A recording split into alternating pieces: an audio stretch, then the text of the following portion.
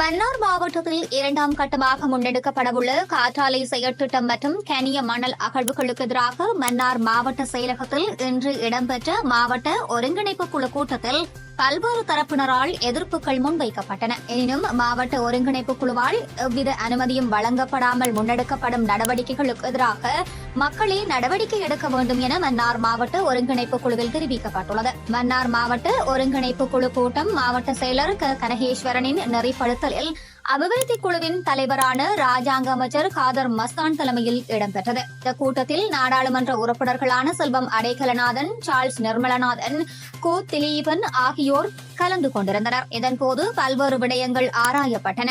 மன்னார் தீவில் இரண்டாவது கட்டமாக முன்னெடுக்கப்படவுள்ள காற்றாலை மின் உற்பத்தி மற்றும் கனிய மணல் அகழ்வு குறித்து கலந்துரையாடப்பட்ட போது பல்வேறு தரப்பினராலும் எதிர்ப்பு வெளியிடப்பட்டது. மன்னார் மாவட்ட பிரஜைகள் குழு, மீனவ அமைப்புகள் மற்றும் பொது அமைப்புகளின் ஒன்றியம் ஆகியவை எதிர்ப்பை வெளியிட்டன. மன்னார் தீவிற்குள் கனிய மணல் அகழ்வு அல்லது ஆராய்ச்சி நடவடிக்கைகள் இனி இடம்பெறக்கூடாது என பலமுறை தெரிவிக்கப்பட்ட போதும் அகழ்வு தொடர்பாக அபிவிருத்தி குழு கூட்டத்தில் ஆராயப்பட்டமைக்கு எதிர்ப்பு தெரிவிக்கப்பட்டது.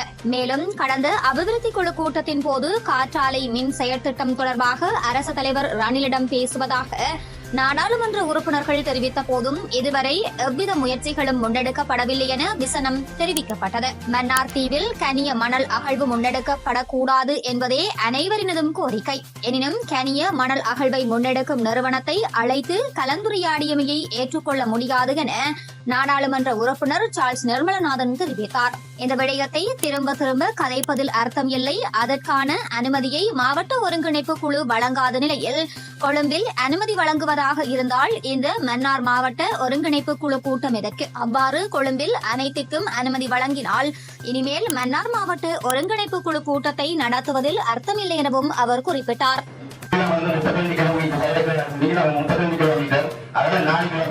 இந்த கடல் தண்ணி இந்த மட்டப்பள்ளி இருக்கும் கிட்டத்தட்ட 10,000 பெரிய பட்டு போறாங்களாம். யாருக்கு வாழ்வாதாரம் இல்லாம போகுது? அப்ப இங்க இருக்கிற ஆட்கள் எல்லாம் பேர் வைத்தாங்க மாதிரி நீங்க சொல்றீங்க. அணிலுக்குள் ஆக்கப்படுகின்ற இந்த தீவை நீங்க எத்தனை சொல்லி காப்பாற்றுறது படிக்கலாம இருக்கீங்க. மக்களுடைய கோரிக்கை ஏற்று அடுத்தவர்களை சாதாரண அடிப்படையில் நாங்கள் எந்த அனுமதியும் கொடுக்கலைங்க. ஒவ்வொரு கட்டம் அரசாங்க செயலாளர் செயற்பாடு தற்போது நடைபெற்றுக் கொண்டிருக்கின்றதை நான் இந்த தொடர்பை கொண்டிருக்கிறேன். அடுத்தது நாங்கள் எதுவுமே சொல்லியிருக்கோம்.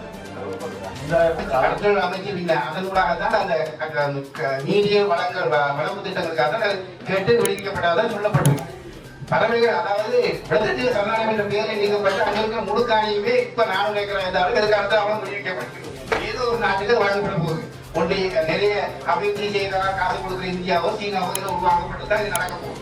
எனவே இந்த 4 ஏக்கர் மட்டும் அவங்க வந்து கையிருக்கோம். இதுக்கு பின்னாடி 1400 ஏக்கருக்கு மேற்பட்ட பகுதி நாங்கள் இலக்க குறைந்து பரவாயில்லை.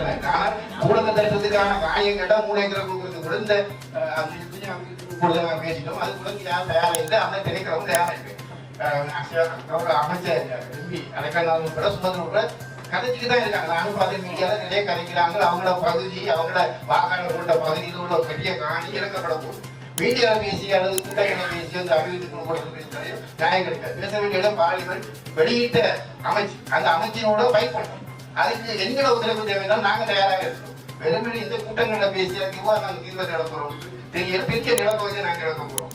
1400 ஏக்கரையும் இழப்போம். இந்த பறவைகள் சங்கம் பேரு தான் போய் ஆனால் நாங்கள் வேற எங்கேயோ மக்கள் இல்லாத பகுதி மக்கள் வாழக்கூடிய பகுதியை காலம் தான் கோரிக்கையின் அடிப்படையில் நெக்டான கோரிக்கையின் அடிப்படையில் கடற்கரை நீண்டவத்தின் வெளிப்பாட்டில் தான் அந்த காணி வைலபில விடுவிக்கப்பட்டிருக்கு. அந்த வைலபில 400 ஏக்கர் விடுவிக்கப்பட்டிருக்கு. ஆனால் அந்த 400 ஏக்கருக்கிட்டையும் அந்த சொல்ற மாதிரி எல்லாமே இருக்கு. ஆனால் இனி அது காணி உண்மையாகிறதுல நீங்க அரசாங்கத்தின் உள்ள நடைமுறையில் படிதான் போகும்.